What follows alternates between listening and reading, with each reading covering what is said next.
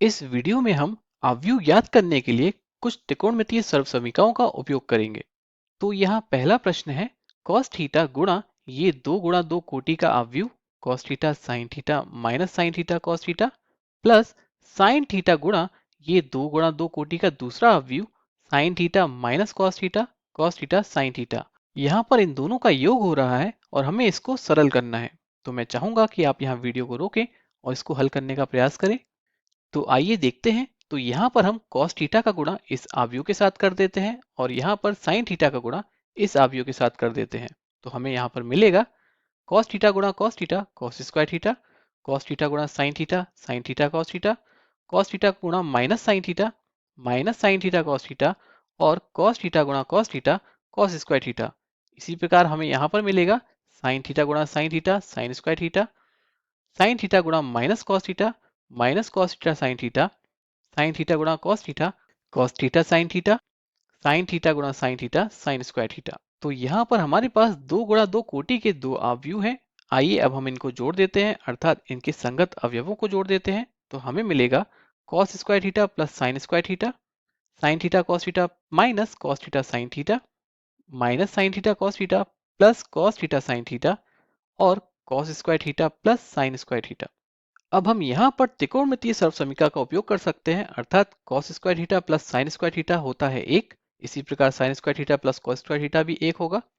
और यहाँ पर sin थीटा cos थीटा और minus cos theta sin theta ये दोनों निरस्त हो जाएंगे। यहाँ पर भी ये दोनों निरस्त हो जाएंगे। तो हमें मिलेगा एक, जीरो, जीरो और एक। ये आव्यूह वास्तव में दो गुणा दो तत्समक आव्यूह अर्थात आइडेंटिटी मैट्रिक्स है। अब आइए हम अगला प्रश्न देखते हैं। तो यहाँ पर f ऑफ x जो कि x का फलन है, ये एक तीन गुणा तीन कोटि का आव्यूह है। cos x minus sine x zero, sine x cos x zero, zero zero एक। और हमसे यहाँ पर पूछा जा रहा है कि दर्शाइए f ऑफ x गुणा f ऑफ y बराबर है f of x plus y के। तो मैं चाहूंगा कि आप यहाँ वीडियो को रोकें और इसको हल करने का प्रयास करें। तो आइए देखते हैं। तो सबसे पहले हम f ऑफ y ज्ञात करते हैं, जो कि हमें यहाँ पर x के स्थान पर y रखने से प्राप्त हो जाएगा। और फिर हम इन दोनों आव्यूहों का गुणा कर देते हैं। तो यहाँ पर हमें मिलेगा f ऑफ x गुणा f ऑफ y बराबर ये आव्यूह x में गुणा ये आव्यूह y में। अब यहाँ इन दोनों आव्यूहों को गुणा करने पर हमें प्राप्त होगा cos x गुणा cos x cos y minus sine x sine y plus zero. ये पहली पंक्ति का पहला अवयव है। cos x गुणा minus sine y minus cos x sine y plus minus sine x cos y plus zero, ये दूसरा अवयव है। और cos x गुणा zero zero minus sine x गुणा जीरो जीरो प्लस जीरो गुणा एक जीरो, तो ये जीरो तीसरा अवयव है। अब आइए हम दूसरी पंक्ति की बात करते हैं। तो साइन एक्स गुणा cos y sin x cos y plus cos x sin y plus zero, ये दूसरी पंक्ति का पहला अवयव है। इसी प्रकार sin x गुणा minus sine y minus sine x sine y plus cos x गुणा cos y cos x cos y plus zero गुणा जीरो जीरो, ये दूसरी पंक्ति का दूसरा अवयव है। और sin x गुणा zero zero plus cos x गुणा जीरो जीरो प्लस जीरो गुणा एक जीरो, तो दूसरी पंक्ति का तीसरा अवयव भी जीरो है। अब आइए हम तीसरी पंक्ति की बात करते हैं। तो जीरो गुणा cos y zero plus zero गुणा sin y जीरो प्लस एक गुणा जीरो जीरो, तो तीसरी पंक्ति का पहला अवयव भी जीरो है। अब जीरो गुणा minus sine y zero plus zero गुणा cos y जीरो प्लस एक गुणा जीरो जीरो, तो तीसरी पंक्ति का दूसरा अवयव भी जीरो है। और जीरो गुणा जीरो जीरो प्लस जीरो गुणा जीरो जीरो प्लस एक गुणा एक एक, तो तीसरी पंक्ति का तीसरा अवयव है एक। अब यहाँ इसको सरल करने पर हमें मिलेगा cos x cos y minus sine x sine y. यहाँ पर हम ऋणात्मक चिन्ह को उभयनिष्ठ ले सकते हैं। तो यहाँ पर हो जाएगा minus cos x sin y plus sin x cos y और ये है जीरो। इसी प्रकार यहाँ पर होगा sin x cos y plus cos x sin y और यहाँ पर minus sin x sin y plus cos x cos y और ये अवयव है जीरो। यहाँ पर ये है जीरो, ये भी है जीरो और ये है एक। अब आपको यहाँ देखकर समझ आ रहा होगा कि हम कौन सी त्रिकोणमितीय सर्वसमीकरणों का उपयोग करेंगे। तो हम यहाँ पर कोण योग सर्वसमीकरणों का उपयोग करेंगे। यहाँ पर है cos a cos b minus sin a sin b, जो कि बराबर होता है cos a प्लस b के। यहाँ पर है cos a sin b प्लस sin a cos b अर्थात sin of a plus b। ये भी यहाँ पर sine of a plus b है और यहाँ पर cos a cos b minus sine a sine b अर्थात कॉस ए प्लस बी है। तो इस प्रकार ये हो जाएगा cos x plus by minus sine x plus by zero sine x plus by cos x plus by zero और zero zero एक। अब हम इस आव्यूह की तुलना एफ ऑफ एक्स के साथ करते हैं। तो यहाँ पर है cos x minus sine x zero, यहाँ है cos x plus y minus sine x plus y zero, यहाँ पर है sine x cos x zero, यहाँ पर है sine x plus y cos x plus y zero और यहाँ पर है जीरो जीरो एक, यहाँ पर भी है जीरो जीरो एक। तो यहाँ पर हमारे पास फंक्शन ऑफ एक्स नहीं बल्कि function of x plus y है। यहाँ पर जहाँ जहाँ एक्स है हमारे यहाँ पर वहाँ वहाँ एक्स प्लस वाई है, तो हम इसको यहाँ पर f of x plus y लिख सकते हैं और ये वही है जो हमें यहाँ पर सिद्ध करना था। आइए अब हम अगला प्रश्न करते हैं। यहाँ पर दो गुणा दो कोटि का एक आव्यूह ए है, जीरो माइनस टेन अल्फा बटे दो, टेन अल्फा बटे दो जीरो। आप यहाँ समझ ही गए होंगे कि हम यहाँ पर अर्धकोण सूत्रों का उपयोग करने वाले हैं और यहाँ पर आई दिया हुआ है 1001 जो कि एक आइडेंटिटी मैट्रिक्स अर्थात तत्समक आव्यूह है और हमें यहाँ पर सिद्ध करना है कि i प्लस ए बराबर है i माइनस ए गुणा cos alpha minus sine alpha cos alpha के। तो मैं चाहूंगा कि आप यहाँ वीडियो को रोकें और इसको हल करने का प्रयास करें। तो आइए देखते हैं। तो यहाँ पर कैलकुलेशन को आसान करने के लिए हम टेन अल्फा बटे दो को एक वेरिएबल अर्थात चर मान लेते हैं जो कि x है। अब यदि हम इसकी बात करें तो ये है cos alpha minus sine alpha cos alpha. तो यदि यहाँ पर कोण अल्फा बटे दो है तो यहाँ पर उस कोण का दो गुना है अर्थात यहाँ पर अल्फा है।